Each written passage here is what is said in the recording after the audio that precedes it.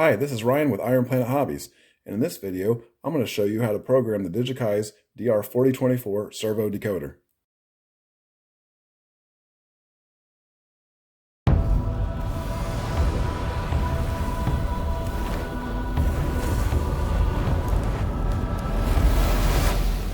Okay, to get started here, we have the DR4024, both the power and the signal connected to the track output wires on the Digitrax Zephyr, and then also the USB cable is connected to this Dell laptop.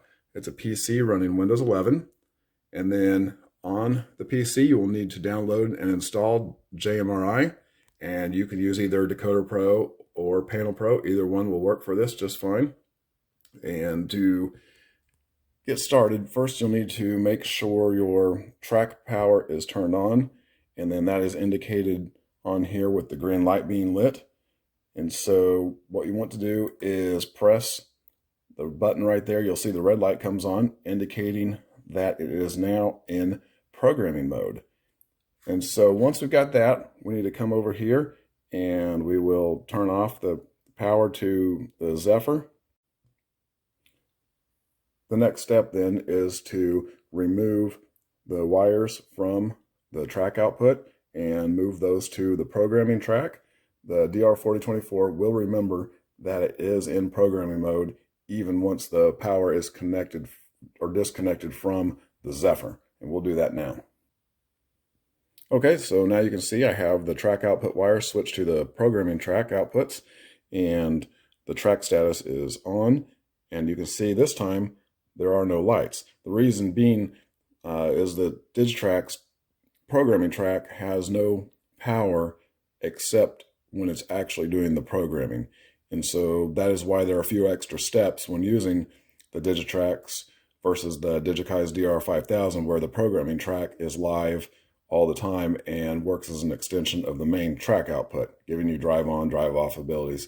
So you can save a few steps that way, but this will work just fine. So it is connected, it's ready to go. Last thing we want to do is I will be removing the servo, so that way there's nothing connected to the DR4024 during the programming, and we will move over to the PC and get started there.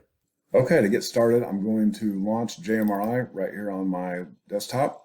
And so I have a profile already set up for the Zephyr. So we'll open that. And right here on this screen, there's a couple things that you can do. You can click the Identify button, and you will see that it is attempting to read the address of the decoder. And when you're doing this, you always want to be in direct byte mode when either reading or writing to the DR4024. So as you can see, it came up no roster entry found. However, it did read the default address, which is the 9999. So we'll click OK, and we're going to click Add New Loco. And then we'll come over here to the DCC's folder, and we'll open that. And this is a stationary decoder, so we'll open that. And then there's the 4024. And we'll come down here and open a comprehensive programmer. So this will look and feel just like a regular locomotive DCC page.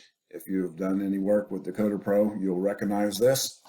And on the basic tab here, again, just like a normal decoder tab. And if we want to go ahead and read this sheet, we'll read full sheet, and it will populate the boxes from the decoder. And so we should be able to see the default address of the 9999, which it did. And you can see that right there. And just like with any new decoder, new locomotive, when you're adding it to your JMRI roster, it's a good idea to go ahead and read all the sheets, so that way when you are making changes and you write a sheet back, you're not writing a number or a CV number that you didn't have there previously. So it's just a smart thing to read all the sheets first.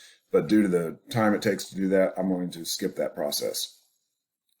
So here are a list of the CVs, and any of the ones with the yellow box, they can be changed manually right here.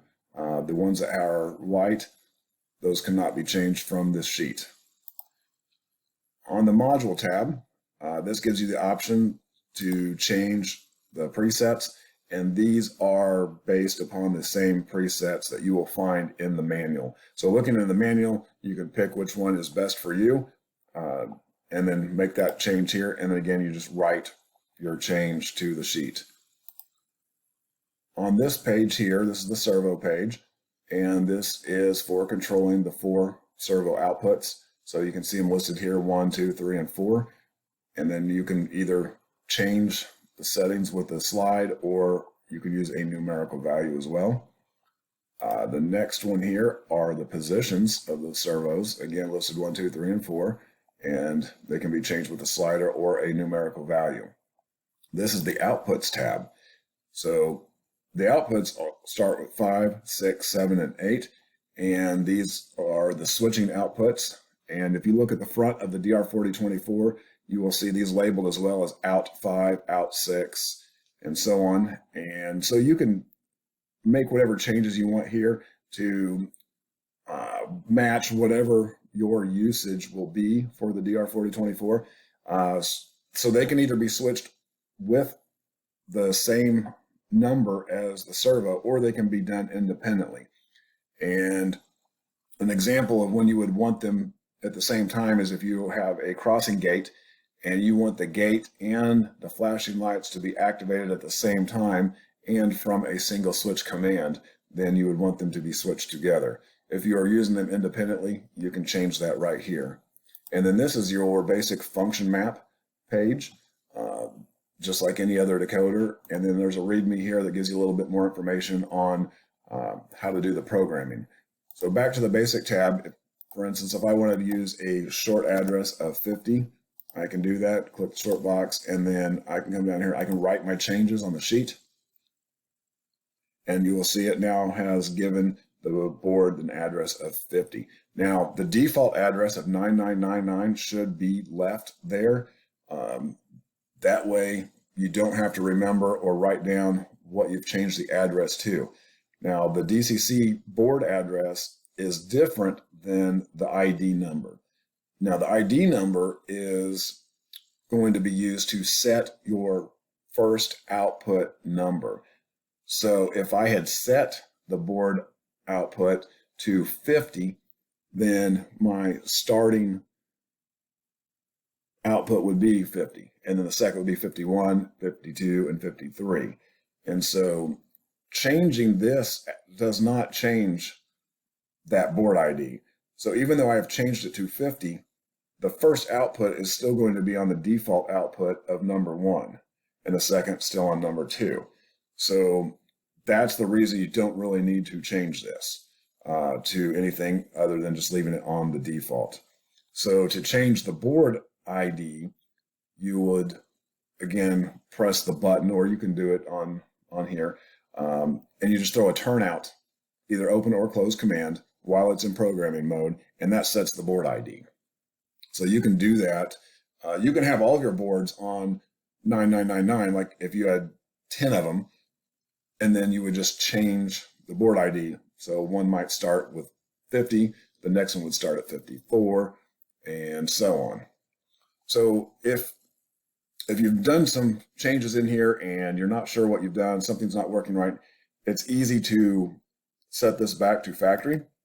So what you do is come up here to the actions menu, drop down here to the single CV programmer, and we'll just do a simple factory reset just by sending CV8 to 8, and we will write that CV, and it says it has written it okay. So we'll pull it back up here, and let's go ahead and read this full sheet, and you'll see it should have restored the DR4024 back to its factory settings, and it has. So it's now back on the 9999, and that will also erase any other changes that you have made to it and restored it completely back to its factory original settings. So while we are in here, if we want to go ahead and now set the board ID to what we want, so we will go ahead and open up a turnout control here, and let's go ahead and set it to number 20, and we'll go ahead and throw that. And so now the starting output address of the servo is going to be 20. And so that's how easy it is to set your board ID. And then this can be also done on the fly. So if you've got it installed on the layout already, you can if you've got it connected to your track output, which you would for normal operations, press the button, the light comes on, throw your turnout command to whatever number you want that to start at, and that's how easy it is to set it. And then lastly, to finish up, when you are done making all of your programming changes, remember that the DR4024 does remember the state that it is in. And so it is still in the programming mode. So what you'll need to do then is disconnect the power and move the track wires back to the main track output. Then power up your DCC unit, and the red light will be on. Press the button, and that will turn the light out. Therefore, the DR4024 will be ready to install on the layout. Okay, so now you can see that I have moved the wires back to the track output, and the red light is on. So first thing we want to do is go ahead and turn that off to make sure it goes out of programming mode, and it is back into the regular mode. And we'll go ahead and cycle a couple times on there. That was on 20, because that's what we did earlier to set the board ID to 20. And now you can see by using the controls here on the Zephyr, the servo is working just like it should, and it is ready to be installed on the layout. Oh, and just a side note here, I didn't need to edit this in, I almost forgot about, is once you have all of your settings the way you want them and the servo is functioning just how you like it, it's always good practice to come over here to your roster entry and go ahead and fill this out and save it to your roster. And if you have more than one of these that are doing different things, you can use separate IDs to distinguish those. And the reason you would want to do this is if you ever had an issue where maybe you needed to replace the board, or something has happened to it, and you can come back quickly by adding a new board to this setup here, and then just write all of the sheets to the decoder, and you'll be back up and running in no time. So that's a good thing to do that for your locomotives as well. Keep that active roster up to date with any CV changes that have been made to it. Okay, so let's say you don't know exactly the numbers or where this should be set to for the slide switches in JMRI. And you can have the option to program this and set this out on the layout. You can either do it with the base station, or you can do it with a handheld throttle. So to get started on doing that, first thing we want to do is dial up the locomotive address that the decoder's been signed to. And when I was in JMRI, before I closed it out, I went ahead and signed this to 9,000. So first we'll do is dial up 9,000 here.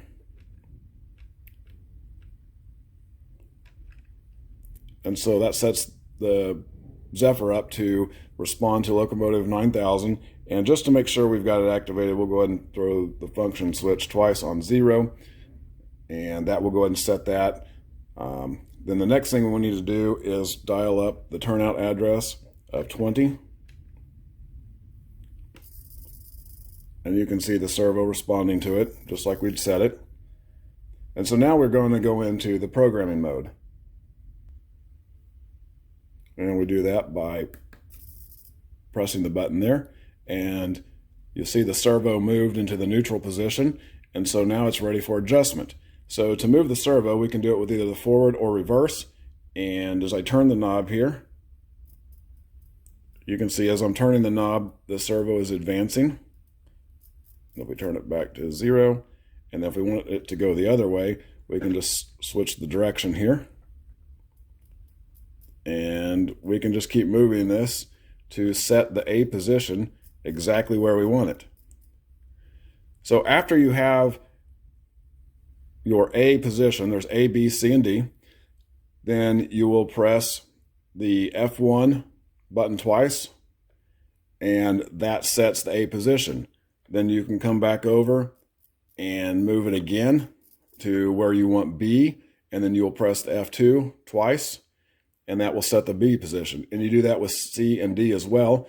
and then you can either exit the programming mode, or if you want to go ahead and set the other 3, then you would just do F0 on and off, and that will move it over to the second servo, and then you can continue programming it just like it is. And then when you're done, press the button, turn out the light, and you are all set, and it is ready for normal operation.